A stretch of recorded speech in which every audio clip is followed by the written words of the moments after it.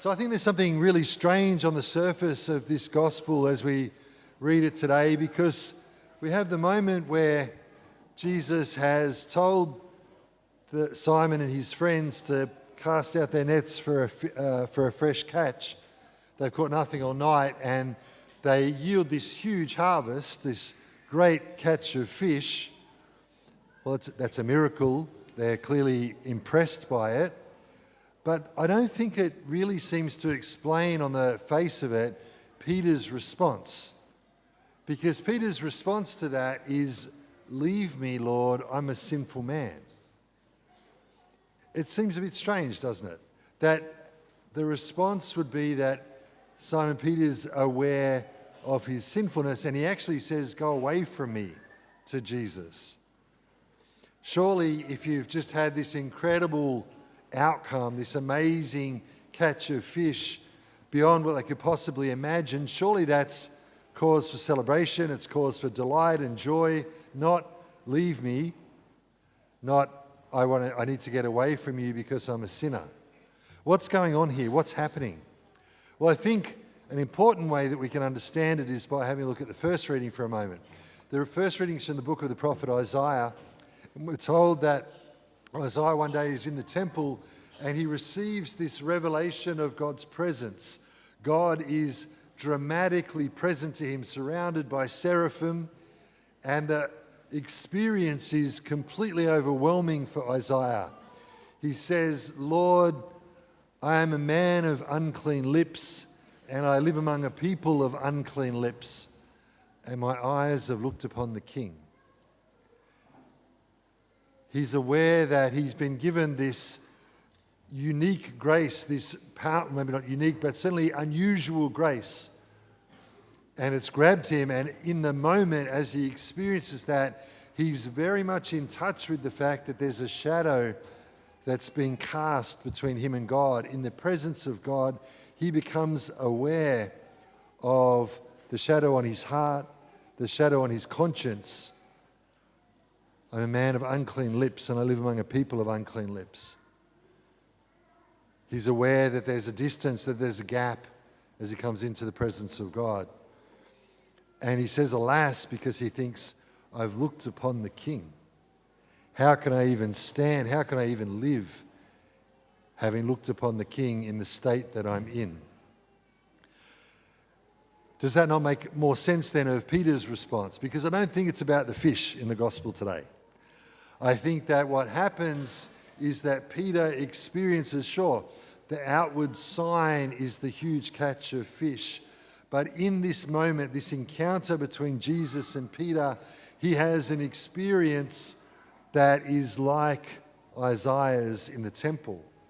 But there's a massive difference, isn't there? Because Isaiah's in the temple, he has this experience of God. Well, that's kind of, if God was going to show up, that's where you'd expect. The temple is for God.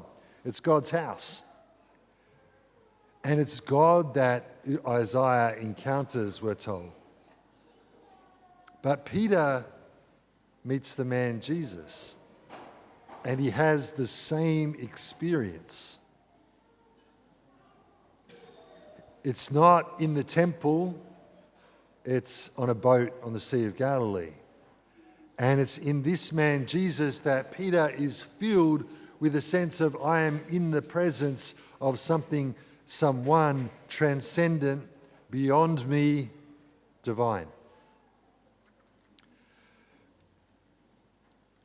There's actually another little way into this that I think is helpful. There's a very famous book that goes back to the 19th century called The Idea of the Holy by a philosopher and studier of religion called Rudolf Otto. And he wasn't talking just about Christianity. He was making quite a broad, multidisciplinary, multi-faith study of people's experience of God. And he described that experience, that idea of the holy, as an experience of the mystery that is both tremendous and fascinating. Tremendous and fascinating. The word tremendous there, I've translated that from the Latin, maybe doesn't do justice to the sense that Otto talks about. It's awe, it's even maybe fear in the presence of the divine. And then it's also, When people report their experience of God, their profound encounters with God, they also say, but I was also fascinated, I was drawn. And that those two things are simultaneously at work. Simultaneously at work, I would suggest, in each of us. Those experiences are perhaps more common than we think in a world which tries to pretend that they don't happen. People report experiences of the transcendent, encounters with the holy, and there's a commonality of being drawn and also perhaps even being repelled, certainly being afraid. The way that we might make a little more sense of that, the analogy we might use here is that I think Jesus is like a magnet. We see it in the scriptures. Some people are drawn to Jesus. Peter's clearly drawn to him, and at the same moment, he also says, "Leave me, Lord, I'm a sinful man." He's drawn and he's repelled at the same time. It happens again and again throughout the Gospels. People are both drawn and also repelled, and some will be like Peter, where they decide to follow him and they'll keep following him. Others ultimately decide that they're so repelled that they actually end up conspiring to have Jesus executed. But it's like Jesus is like a magnet. Yeah, if you have a magnet and then you have pieces of metal, if the magnet has a positive charge and the piece of metal has a negative charge, of course they come together. But if you've got a positive charge and a positive charge, they actually repel each other. They move away. When we come into the presence of Christ, sometimes we can be deeply attracted, because part of that is we realize we're not God. In the presence of the divine, we realize that we are finite human beings. But if we resist that in some way, if we decide in some way that we are like God, then it's like we've got a negative charge and Jesus' negative charge, or Jesus' positive charge and our positive charge, and we're repelled. The good news is that Jesus has done something about that. Jesus dies on the cross to ensure, as it were, that we would actually be drawn and attracted, that we need not be repelled. Why? Because he's dealt with the shadow. He's dealt with the shadow on our hearts and on our consciences.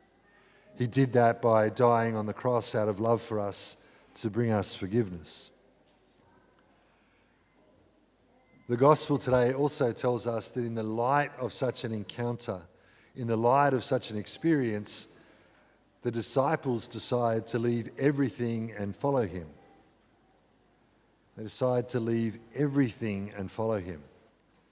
Just to get a sense, lest we be a bit too used to that, imagine if I got up today and I said to you, after Mass, I want you to follow me. I'm going to hit the road and I'd like you to be my companions on that journey for however long.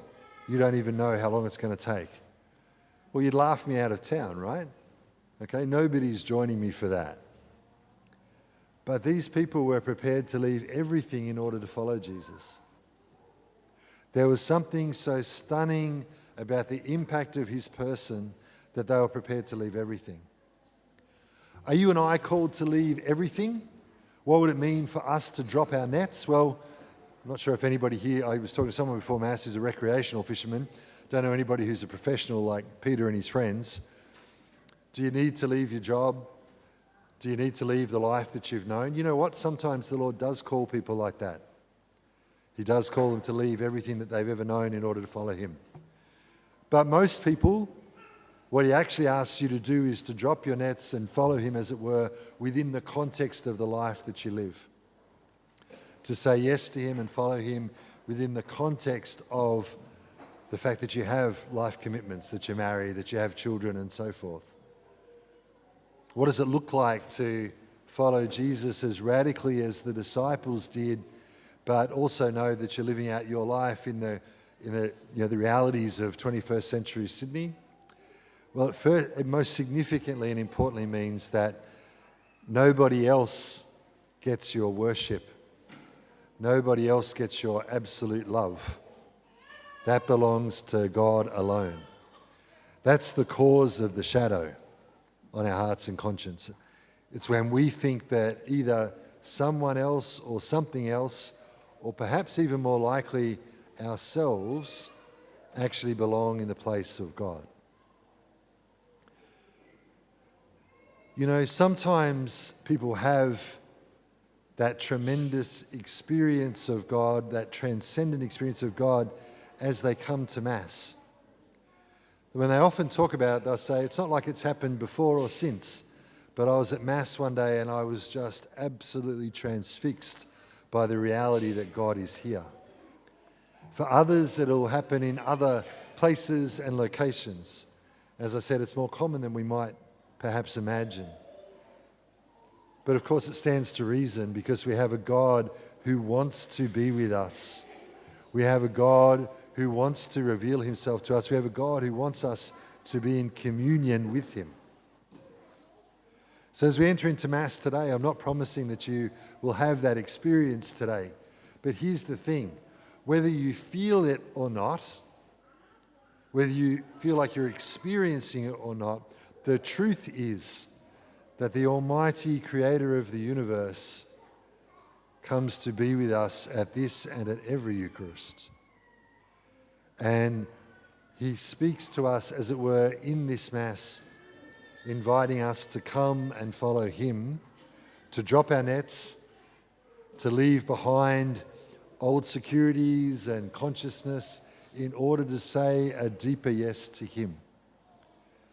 We might pray that we might make that deeper yes in and through this Mass.